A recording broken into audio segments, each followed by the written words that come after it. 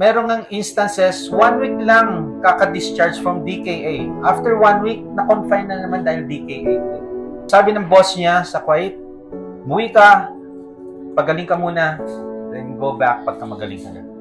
Nag-enroll siya sa program. Ang kanyang insulin dati, 14, 14, 10, 28 sa gabi. Down to 2 insulin injection a day, monitoring, kasi ayaw niyang maulit-ulit yung diabetic ketoacidosis. So, denied namin siya. Now, ang kanyang insulin is 2.2. So, another 3 months nag-enroll. Yung may nagtatanong, is this sustainable? Siguro isasagot niya, hindi ako na-confine ngayon ng DKA.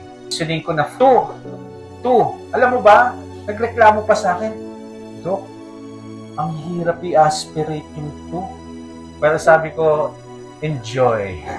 Ngayon lang niya naranasan itong healthier. Although nag-insulin pa rin siya, pero mas malakas siya ngayon. At hindi na nangangamba ang kanyang wife na pwede siyang mawala. DK is very serious complication.